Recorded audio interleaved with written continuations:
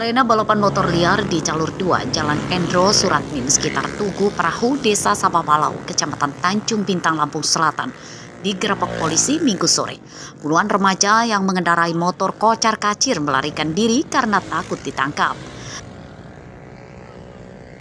Beberapa pelaku yang melarikan diri lepas kontrol mengendarai motornya. Salah satu pelaku bahkan hingga jatuh akibat motornya menabrak polisi.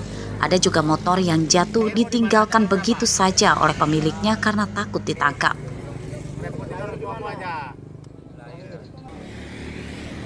Menurut petugas, jalan ini sering dijadikan arena balapan liar hingga mengganggu kenyamanan pengendara yang melintas.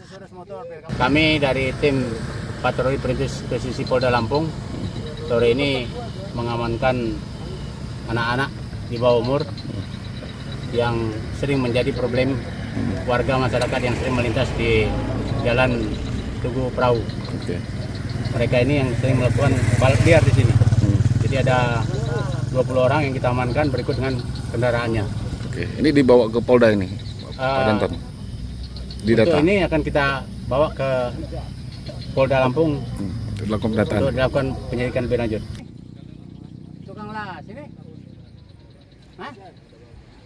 Hingga akhir penggerebekan, 20 remaja ditangkap dan motornya disita. Mereka digelandang ke Mapolda Lampung.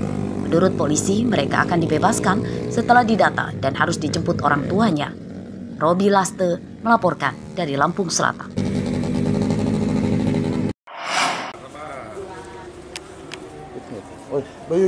Pria bernama Irwan alias Iwan Bule berumur 54 tahun Senin siang digelandang ke Mapolresta Bandar Lampung.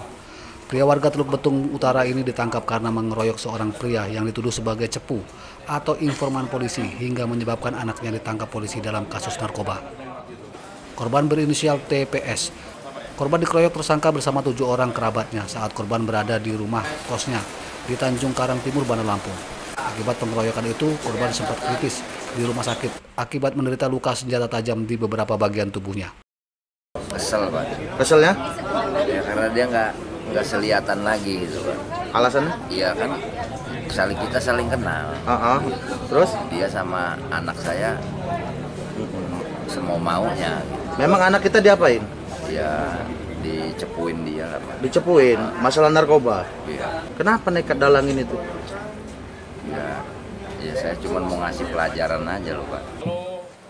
Polisi kini memburu 7 orang kerabat tersangka yang terlibat menganiaya korban. Identitas mereka telah dikantongi. Motifnya yang pasti dendam karena anak saudara IP ini tersangkut tindak pidana lain, informasinya dari TPS korban.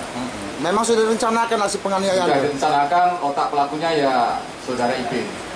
Untuk kondisi korban saat ini, Pak? Kondisi korban saat ini sudah pulih mengalami trauma akibat luka bacok yang cukup serius dan operasi di bagian kaki. Ada berapa orang yang melakukan penganiayaan? Berdasarkan keterangan saudara IP, kurang lebih 8 orang termasuk IP dan 7 lainnya masih dalam pencarian.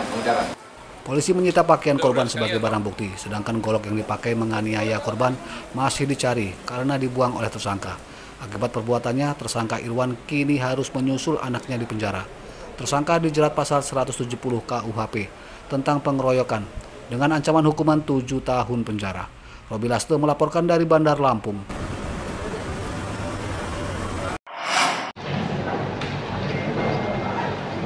Sidang perkara korupsi proyek pembangunan Bendungan Marga 3 Lampung Timur terus bergulir. Senin siang 2 terdakwa pada kasus tersebut menjalani sidang di Pengadilan Negeri Tanjung Karang, Bandar Lampung. Terdakwa bernama Alin Setiawan selaku Kepala Desa Trimulyo yang berperan sebagai penitip tanam tumbuh untuk mendapat uang ganti rugi. Dan satu lagi Aan Rosmana, mantan Kepala Badan Pertanahan Nasional atau BPN Lampung Timur. Pada sidang dengan agenda mendengarkan keterangan saksi tersebut, muncul lagi 2 nama baru yang diduga ikut terlibat, yakni seorang anggota DPRD Lampung Timur berinisial KM dan seorang anggota polisi Lampung Timur berinisial ED. Menurut terdakwa, keduanya ikut terlibat korupsi mendapatkan uang ganti rugi tersebut. Pihak terdakwa meminta perlakuan sama dalam penegakan hukum dan segera menangkap orang-orang yang terlibat. Kedua orang ini dihadirkan itu karena disebut Ilham menerima uang hasil dari tanam tumbuh yang fiktif. Maka apabila ini benar-benar terjadi, mereka menerima uang dan mengakibatkan kerugian negara, ya kami selaku kuasa hukum meminta kesamaan di mata hukum. Siapapun yang melakukan kesalahan, siapapun yang melakukan perbuatan merugikan negara, maka diperlakukan sama, ditetapkan menjadi tersangka.